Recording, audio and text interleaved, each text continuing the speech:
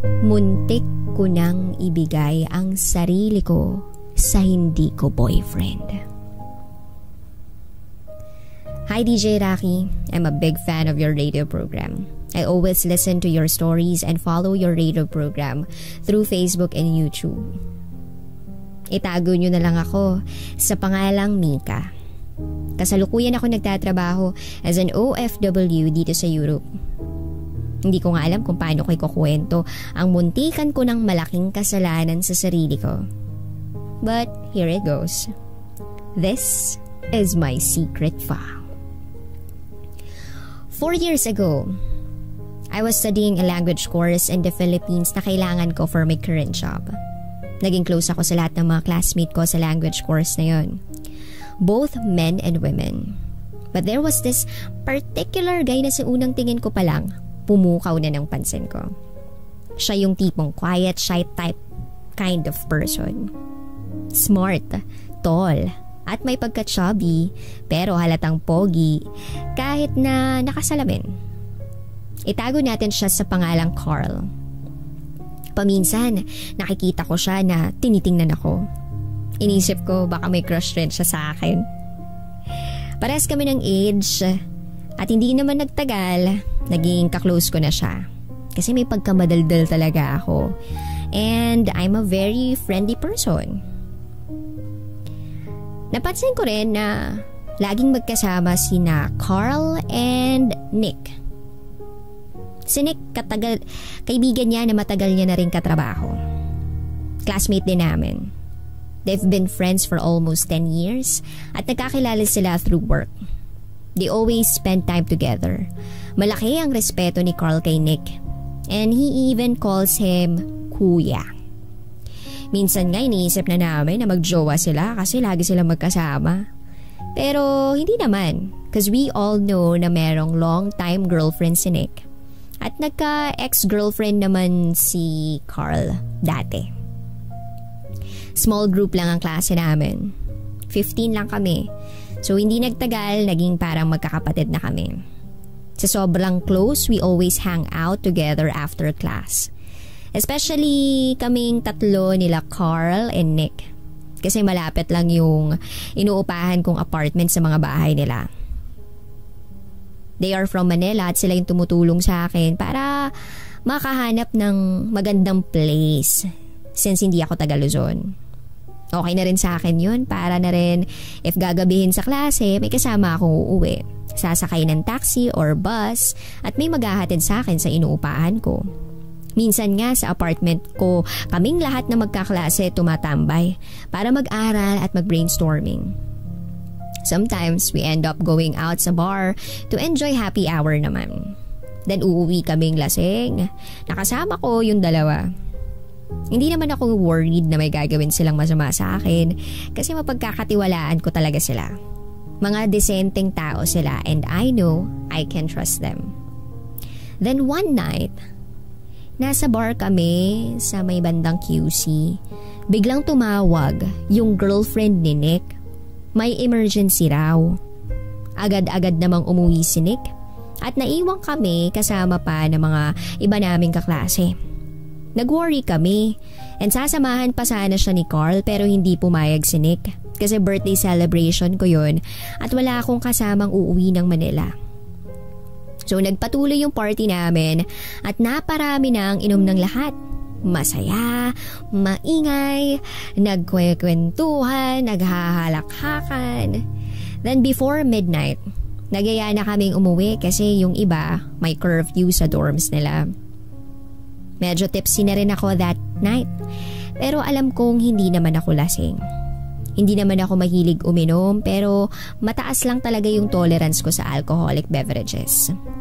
So, sumakay kami ng taxi ni Carl. Then siya lang yung kasama ko. Kasi kaming dalawa lang naman yung taga Manila. While the rest, puro mga taga QC. Wala kaming kibuan sa loob ng taxi. Hindi ko alam but I can feel a tension inside the car. Hindi ko ma-explain kung ano but Carl was really quiet. Ako naman hindi rin nagsalita. Inisip ko baka naparami lang ang inom niya at iniiwasan niyang magsalita kasi baka masok ka shower or what. Hindi ko kasi napansin kung nakailang bote siya ng inom ng alak kasi I was so busy ignoring him the whole night. Tsaka puro chika ako dun sa mga girl. Ewan ko ba? Pero minsan ginagawa ko yun sa kanya. Yung bigla na lang na hindi ko siya kakausapin tsaka papansinin. Siguro kasi takot akong malaman o mahalata niya na may gusto ko sa kanya. O kundi kaya sinasadya ko yun para mapansin niya ako. So, ayun.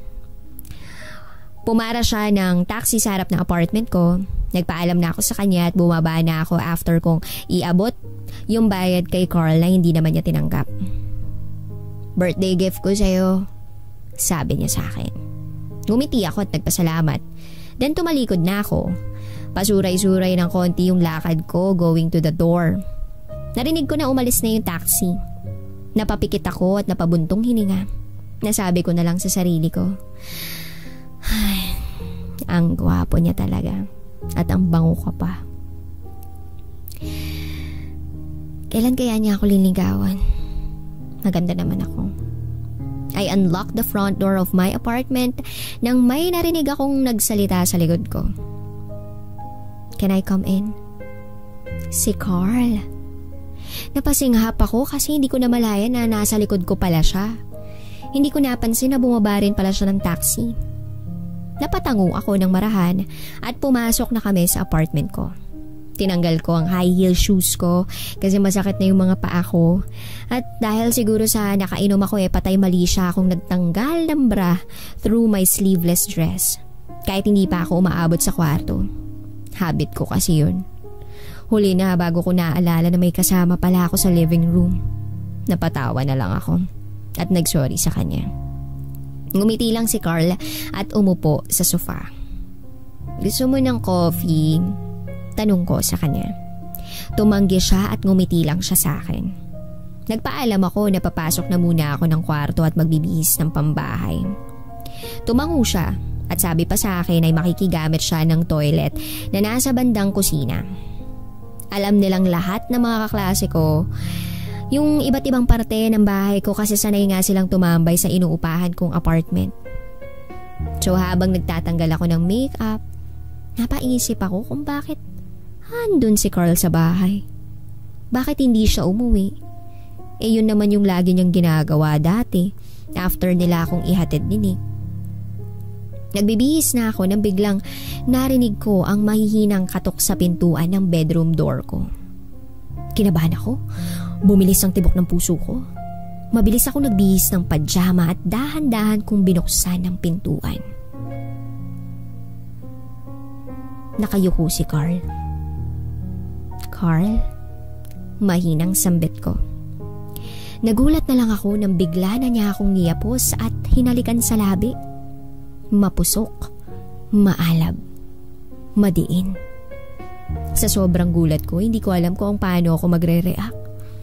Paano kasi yung lalaking crush ko, eto, hinahalikan ako.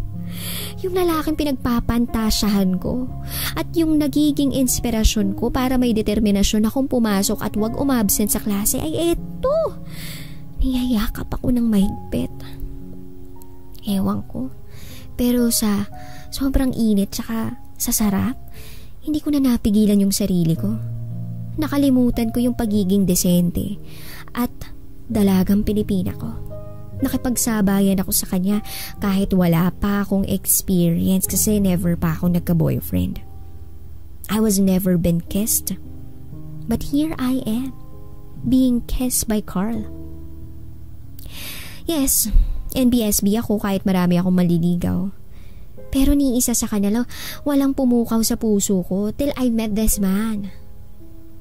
At aaminin ko, I am in love with Carl. I knew it since I first laid my eyes on him. It was love at first sight. That time, I refused to deny it anymore. Mahal ko siya. Sa halos isang taon na naming magkaklase na pamahal na ako sa kanya. He is still a mystery to me kasi shy type guy siya eh. Pero that didn't stop me from falling in love with him. Kasi habang nagkakasama kami, I noticed everything about him. His gentleness, his good manners, his cleanliness, his everything.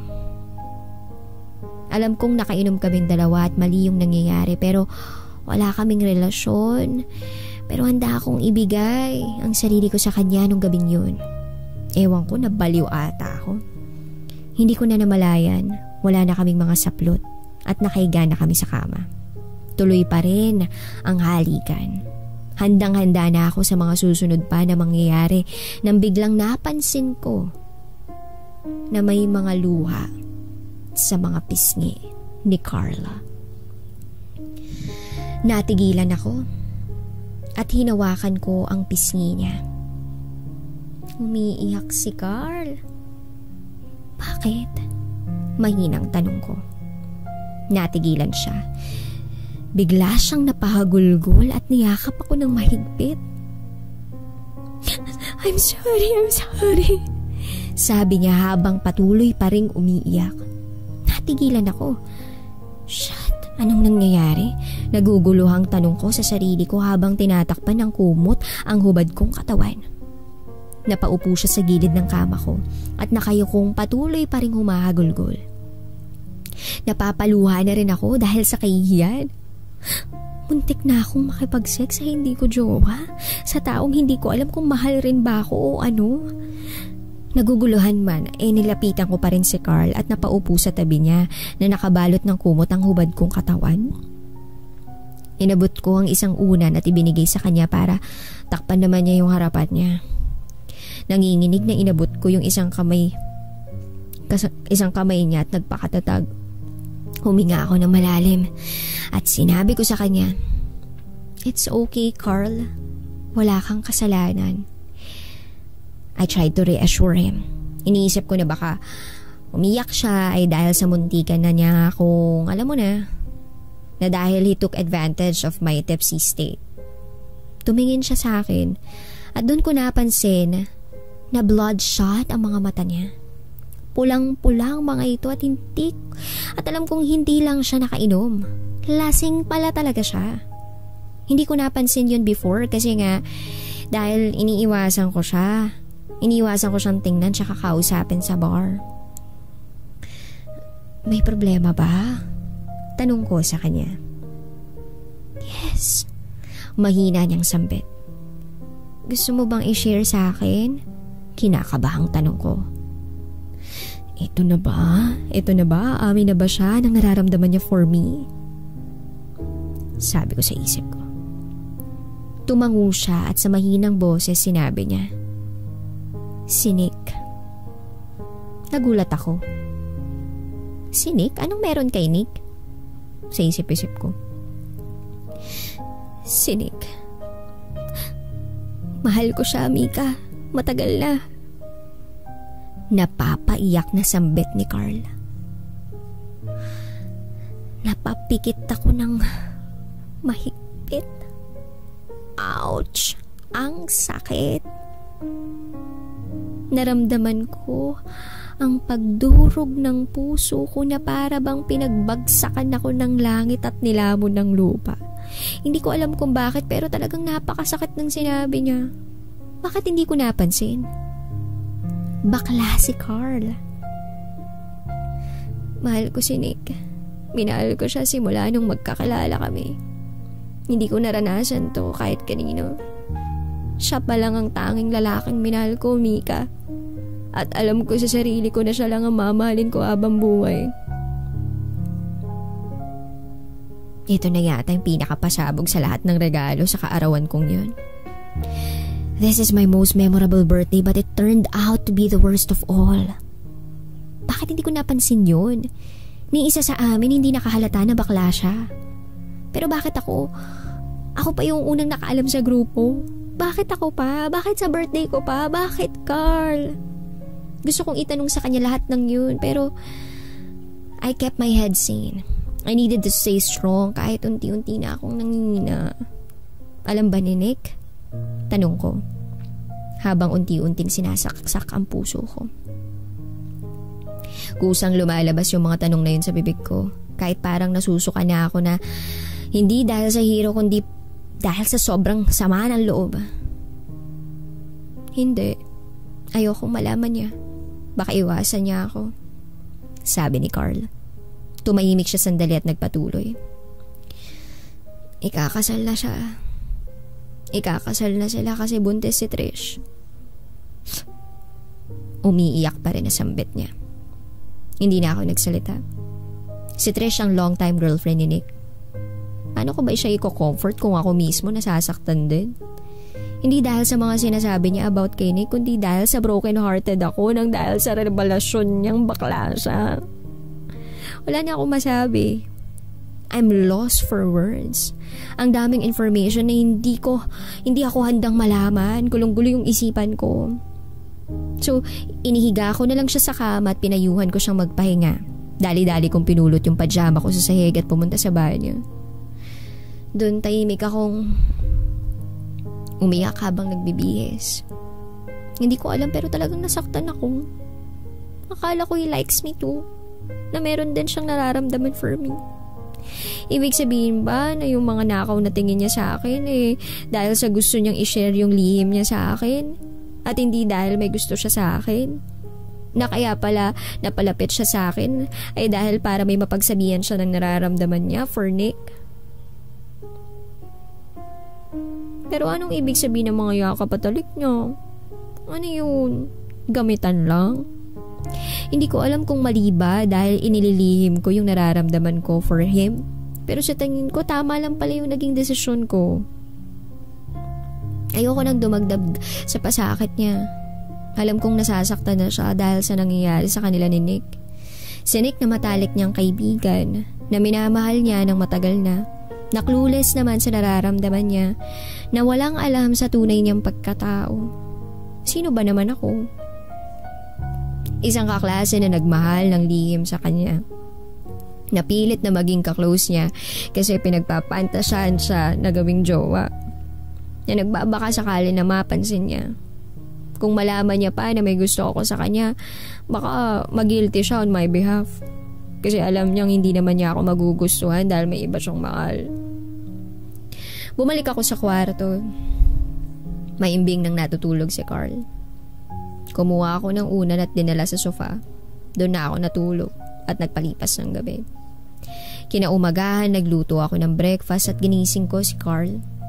Nagulat siya na nakita niya ako. Sabi ko, nakatulog siya sa sobrang lasing at pinatulog ko siya sa kwarto ko. Nag-joke pa nga ako na wag siyang mag-alala kasi hindi ko naman siya pinagsamantalahan. Ngumiti si Carl at kumain na kami ng agahan. Hindi ko alam kung naalala niya ba yung nangyari ng gabing yun. Hindi ako nagsalita. Nagpatuloy lang kami sa pagkain at nagkwento tungkol sa nangyari sa birthday party. After a while, nagpaalam na rin si Carl. But before siya umalis, sinawakan niya na mahigpit yung kamay ko. At niyakap niya ako ng mahigpit. Salamat, Mika. Bulong niya sa akin. Tumango lang ako. Hindi ko alam kung anong ibig niyang sabihin, but I took it as pasasalamat dahil sa hindi na ako nagsalita about sa nangyari last night. Alam kong naaalala niya lahat ng nangyari. Nagpatuloy kami sa pagiging friends ni Carl na walang ibang nakakaalam sa nangyari sa amin ng gabing yun. Wala akong ibang sinabihan. Nagtapos ang language course namin na nakapasa naman ako agad sa exams. And right after that, nakalipad going to Europe to work here. Kasalukuyan ako nagtatrabaho sa isang malaking kumpanya. And yes, I met my Prince Charming here. Foreigner, mabait, guwapo. He is the man of my dreams. And we are planning to get married soon. Wala na rin akong balita kay Carl. Sinadya ko na rin yun. So that I can move on and let go of my feelings for him. We are still friends on FB but I unfollowed him para hindi ko na makita sa newsfeed ko yung mga post niya. Si Nick and Trish naman kinasal na before ako nakaalis ng Pinas. I even attended their wedding. Lahat kami magkakaklase sa language course including Carl. Minsan iniisip ko, what if nalaman ni Carl na mahal ko siya? Hindi kaya gamitin niya lang ako para gawing panakip butas kay Nick? O baka naman iwasan niya ako? Anyway, I will never find the answers because I chose to avoid being used by the person I love. Oo, umiwas ako, nagpakaduwag ako. Kasi hindi ko inamin yung naramdaman ko kay Carl.